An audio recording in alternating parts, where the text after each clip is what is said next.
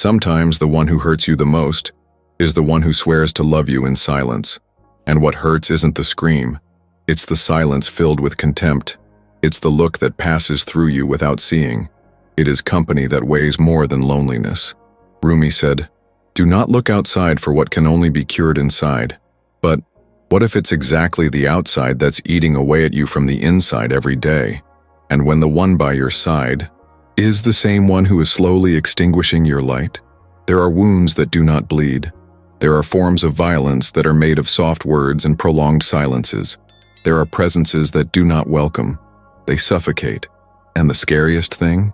You start to get used to it, to be molded, shrinking to fit into the emotional space of someone who never offered you real shelter. Have you ever felt this way? As if begging for crumbs of validation? In a relationship where love has become silent punishment? Where your every step toward your brilliance seems to ignite the shadow of another? This video is for you who feel that is being diminished, not with harsh words, but with absences, with subtle comparisons, with that kind of irony that seems like a joke but hurts, with the indifference of someone who looks at you but doesn't see you. You feel like you're disappearing, even though you're there, present, dedicated, faithful, but invisible. Have you tried talking? But the other always makes you doubt your perception. It says you are too sensitive, that is exaggerating, and you start to shut up, not for peace, but out of fear. Fear of looking weak, fear of losing something that deep down you already know is not love, but attachment. Fear of facing the emptiness that comes when we stop accepting the little. What if I told you that this kind of pain has a name? It is the pain of the soul that is being silenced. It is the pain of a soul wounded, not by enemies, but by ties that should be refuges. Rumi wrote, "You were born with wings. Why do you still crawl through life? Maybe you're crawling to fit into a love that shrinks you. Maybe you're emotionally mutilating yourself to continue being accepted by someone who only knows how to reject you gracefully. But nobody tells you that this is a form of destruction, a silent emotional violence, a type of poisoning that does not come from outside, but what you continue to allow near you. Do you feel it? That invisible weight? That feeling of losing your essence little by little? Maybe today you won't cry, but your soul is screaming, and her scream echoes in the silence between you, in the coldness that settled where there were once promises, in the confusion of loving someone who doesn't value you, but also doesn't let you go. You are stuck in a cycle of diminishment, where the other grows, and you disappear, and nobody notices, because on the outside everything looks normal, but inside, you're in pieces. And now, maybe you're waiting for me to tell you what to do. But first, you need to understand the root of it all. Why do you accept so little? Why are you still there? Why is it so hard to see that true love never makes you shrink? The answer to these questions, that's what we're going to find out now. But first, breathe. Feel every word that is being said here. This video isn't just content, it's a mirror. And maybe for the first time in a long time, you're really seeing yourself. If any part of this message has touched your soul, comment below. I refuse to be diminished into silence. This simple gesture isn't just a comment. It's a commitment to your truth. It's a signal to yourself that something needs to change. And if you feel like that kind of truth makes sense, leave your like now. Because when you support this type of content, you say to the universe, I choose healing. I choose to see myself. Subscribe too. This is just the beginning of a profound journey. Because here, the soul finds a voice, and the pain finally finds light. Have you ever felt like someone close to you was slowly erasing you? Not with obvious aggression, not with shouting or insults, but with something more subtle and more dangerous. It's that criticism disguised as concern. It's the look that goes through you as if you weren't there. It's the silence that comes when you needed a hug, support, a simple, I'm here for you. Maybe you are experiencing exactly that right now. You speak and are not heard. You put in the effort and you don't get recognized. You love, but you feel that this love costs you more than it should. Have you ever noticed that every time you are happy about something, the other person seems to diminish your joy? Or when you want to share an achievement, do you hear a comment that subtly deflates everything you felt? These are marks of the invisible problem, a form of emotional violence that does not scream but is silent. It doesn't destroy all at once, but it gradually corrodes. And the cruelest thing about all this is that, over time, you start to question yourself. Am I the problem? Am I exaggerating? Am I too sensitive? You start to shape up, talking less, smiling less, hiding what he feels. And when you realize it, you no longer know where you ended up and where the other person started to control you. This is not love. This is subtle, silent, spiritual manipulation. But how do you identify something that doesn't leave visible marks? How can we explain the pain that no one sees, but that consumes us from within? That's where most people get lost. Because whoever puts you down in silence is usually someone who has learned to do it with elegance. This is someone who knows exactly how to invalidate your emotion and still come out on top, making you feel guilty for feeling it. Have you ever experienced this? Have you ever told someone and heard something like, but he's so calm, such a nice guy, you must be exaggerating. Or maybe you never told, because deep down, you didn't even know for sure if what you were feeling was real. And therein lies the heart of the pain. She is real. Even when no one sees, even when no one understands. This constant doubt about your perception is no coincidence. It is a direct effect of being constantly emotionally devalued. And this, over time, turns into something even more dangerous. You start to doubt your own intuition. You feel something is wrong, but you keep quiet. You notice the signs, but you ignore them. You feel like you're disappearing, but you're still there. Why? Because there is a part of you that still hopes the other person will change, who still believes that that silence, that coldness, that disdain will pass. You remember the person he was in the beginning, of gestures, of beautiful words, of attention, and wait for it to come back. But maybe it was never real. Maybe it was just the mask he wore to win her heart. And now, with the mask fallen, what's left is control. It's a subtle, but devastating psychological game. Rumi said, "You have to keep breaking your heart until it opens." Maybe what is happening to you now is exactly that. Your heart is being broken, not by fate, but so that you stop trying to be loved where there is only competition, so that you begin to see that true love never diminishes you. There is a type of relationship that is not fueled by love, but by domination. People who only feel safe when they make you feel small, who only feel strong when you are weak. And that subtly shape the emotional environment where everything revolves around them, and you disappear. But you feel it. Even without being able to explain it, you feel it. Feel like your soul is asking for help. You feel like something isn't right, even if everything seems normal on the outside. And when the soul screams, it's because it's time to listen, because pain that is ignored repeats itself. And this type of pain, if not named, becomes standard. You start attracting again, repeating cycles, accepting less and less, until there is nothing left of yourself. It's not about blaming the other. It's about understanding where you lost yourself. It's about understanding when you started shutting up to keep someone around. It's about remembering your truth, of your light, of your strength. Even if today it seems distant, she's still there. And this is the beginning of the road back. Comment below if any part of this video spoke to you. I deserve to be seen, not erased. This sentence is more than a comment. It is a silent cry from someone who is ready to exist again. What you're feeling is not weakness, despite what they made you believe, despite all this tiredness that weighs on your chest, all these doubts that invade your thoughts as if they were definitive truths, despite the feeling of being too small, too sensitive, too intense for the world, and for the ones you love. What you are feeling is the soul trying to survive in a place where it is not seen. And it's cruel to live like this, having to hide to fit in, having to dim your light so as not to disturb, having to silence what you feel to keep someone close. You're not being weak.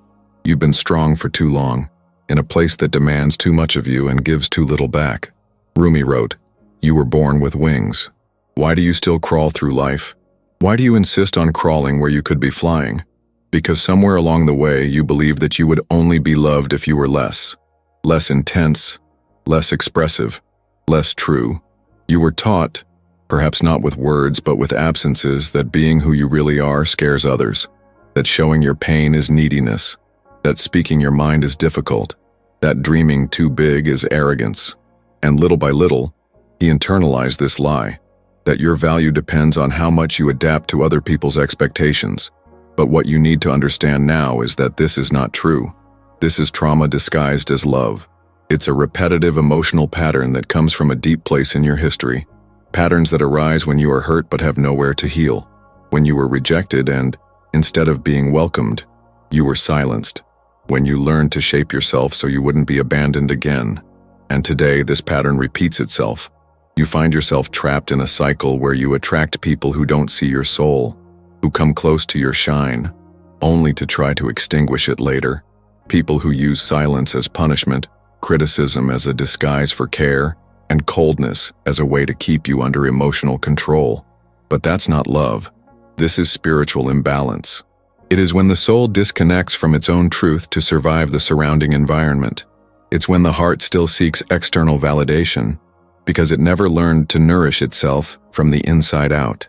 And that is exactly where the root of the problem lies. You're trying to be loved where you've never really been welcomed. You are trying to fix it today with the tools you learned from yesterday's pain. You are trying to heal something deep within the same pattern that hurt you. But what nobody told you is that you don't need it anymore. You don't have to keep sacrificing yourself to be accepted. You don't need to keep begging for attention, affection, presence, because what you seek outside needs, first, to be awakened within. It is your soul that is asking for liberation, freedom from the need to please, from the compulsion to be perfect, from the emotional dependence that ties you to cycles of pain, freedom from the fear of being alone. Because being with someone who diminishes you is perhaps the loneliest way to exist. And maybe you're wondering, why is it so hard to get out of this? Why, even realizing all this, do you continue to be there? The answer lies in the depth of your wound, in the inner child who learned that love always comes with pain, the teenager who had to hold back her tears so as not to lose the little affection she received, in the woman you are today who carries so many internal battles without even knowing their names. But the soul knows, and the soul screams. She screams when you cry without understanding why, when you feel anguish next to someone who should be your refuge, when you dream of freedom but wake up in emotional prisons that you yourself maintain. The soul knows, and it will only stop screaming when you stop running from the truth. And the truth is, you were made for much more than that. You are not here to grovel before those who do not value you. You were born with wings. You were born to expand, to feel deeply, to love with presence, but never at the cost of your own absence. You were born to awaken, and awakening is always painful, because it forces us to look at what we have avoided for years. It forces us to acknowledge the small emotional deaths we have accepted in the name of relationships that were never whole. But this pain has a purpose. She didn't come to destroy you. She came to break the armor that separates you from your essence, to break the patterns you repeat in silence, to tear you away from the places that only sustain you on the surface. Rumi said, "The wound is the place where the light enters you." Maybe what is hurting you now is exactly the portal to your liberation. Maybe the pain you feel is the gateway to truly meeting yourself, and you will only cross that door when you stop denying what you feel, when you stop justifying why it hurts, when you stop trying to save others, and start saving yourself. Comment below if something inside you felt this truth. My soul is waking up.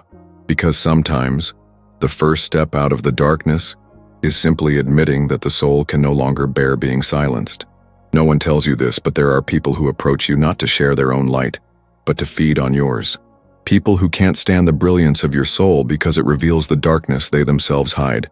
And so, instead of loving you, they try to control you. Instead of supporting you, they try to limit you. Instead of strengthening you, they feed on your emotional weakness as if they need you to always be less than you really are to feel superior. It's subtle, almost imperceptible. It starts with a seemingly innocent comment, a criticism disguised as care. You share a dream and hear, "Isn't this too much for you?" You speak of a wish and receive a blank look as if you were asking for something impossible. You shine, and the other person shrinks and responds with indifference.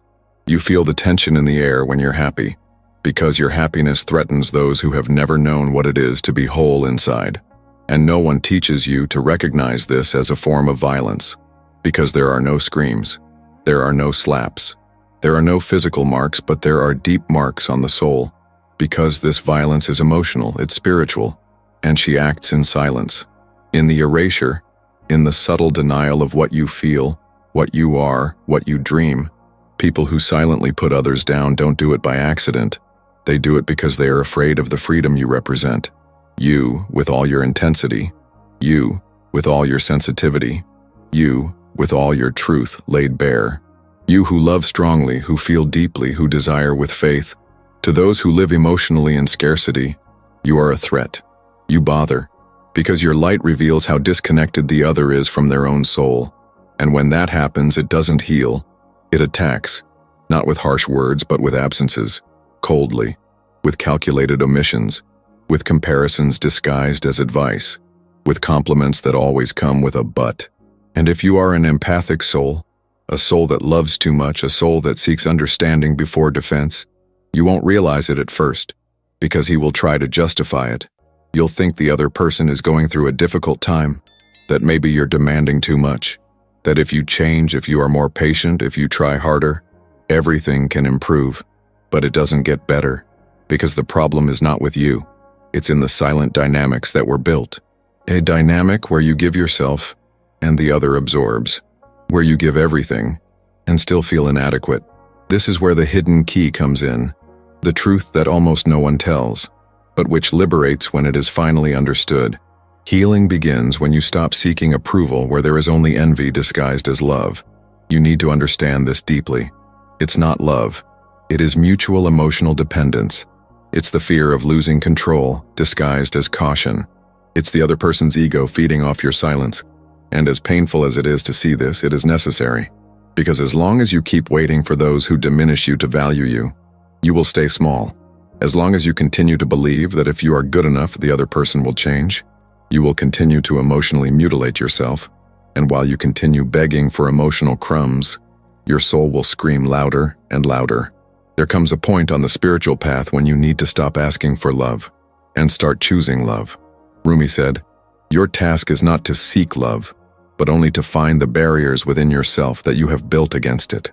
And one of those barriers is attachment to the wrong people. People who confuse you, that keep you in a constant state of waiting, who always promise, but never deliver, that appear when they want, and disappear when you need them most. And that's why the key is not to change the other person. It's about changing what you believe about yourself. It's realizing that you don't have to try so hard to be loved, because true love recognizes, true love embraces, true love doesn't compete with your shine, it dances with it. You need to stop accepting what hurts just because you're used to it. Stop confusing intensity with connection. Stop believing that you need to prove your worth. Its value already exists. Your soul is already complete. You don't need to be accepted by those who only know how to fragment. You need to be recognized by those who see you whole. This is the hidden key, and she doesn't reveal herself easily. It only appears when you're tired of getting hurt, when your soul can no longer bear repeating the same cycles, when you realize you're not here to be anyone's shadow. You are here to be light, to take up space, to exist with presence, and to be loved for it, not in spite of it. Comment below if this touched you in any way. I recognize my light. This comment is more than words. It's a silent affirmation that you're beginning to remember who you are. Perhaps you're right now in a relationship where every step you take toward your own light seems to awaken a shadow in the other person. Perhaps you're in a relationship where, with every small achievement of yours, no matter how small, a completed course, a new project, an idea that inspires you, instead of receiving support, acceptance, or enthusiasm, you feel the weight of an indifferent gaze, or worse, a subtle comment, as if the other person were being kind, but deep down, a part of you feels like it was an attempt to belittle you. That's how it starts. With phrases like, "Wow, it's not all that either.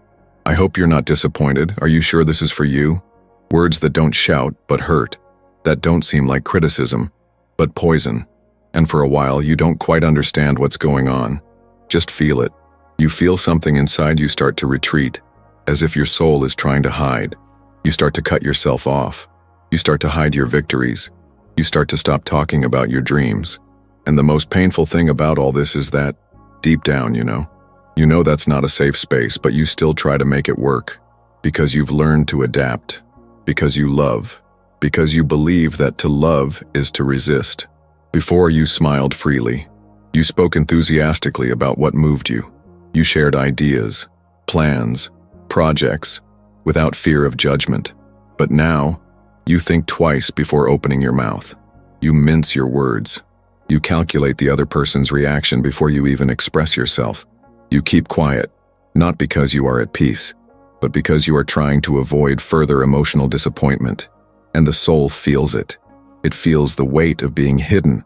She feels the pain of being in a place where she cannot flourish.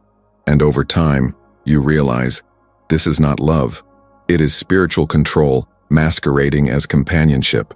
It's a type of emotional prison where the other person doesn't need to stop you from doing anything, because you start to limit yourself. You start to extinguish yourself to keep the relationship burning.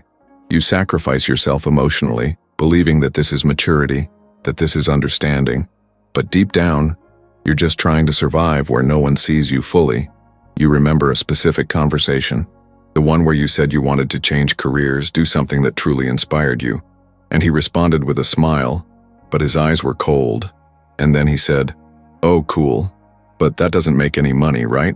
And in that moment, something inside you shrank, because you didn't want advice. You just wanted to be heard, to be celebrated, be respected in your intuition. Do you remember another moment? When you posted a photo smiling, vibrating, feeling good, and he sent you a message saying, "What's all this for? Whose attention are you trying to get?" And that didn't seem like jealousy. It felt like an attempt to reduce you, to make you doubt your own freedom. And perhaps the most dangerous thing about all this is that in the eyes of others he is a good person, calm, peaceful, polite, helpful, but only you know his silences. Only you know his absence when you need him most. Only you feel the cutting energy that comes every time you try to grow.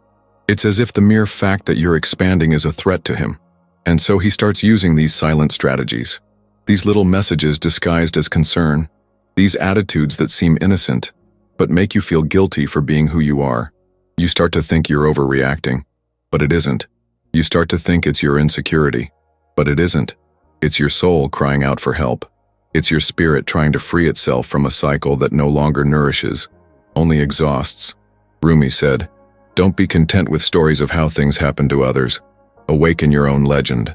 And this phrase carries a call, a reminder that your story doesn't have to follow the pain script you've learned to repeat. You don't need to stay in this place where your light bothers you. You don't have to keep trying to convince someone of your worth. You don't have to keep begging for basic respect. You need to remember that true love doesn't prune you.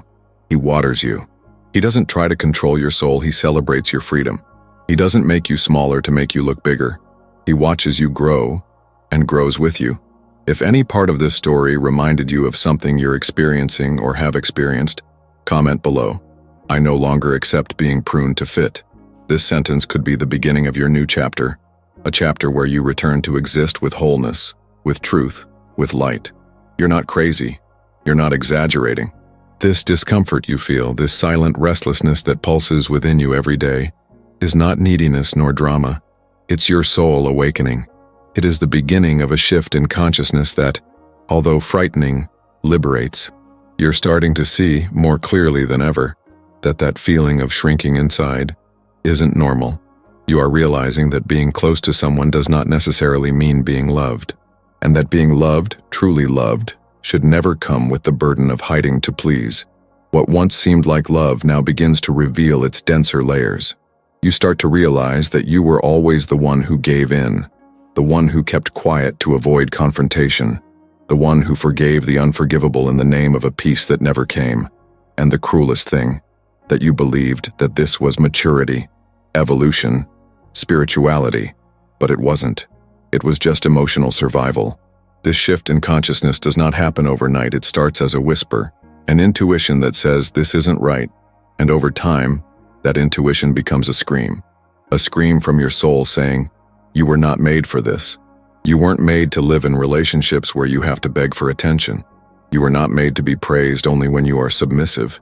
You weren't made to walk alongside someone who silently hopes you never get that far. Rumi said, "Don't be content with stories of how things happen to others. Awaken your own legend."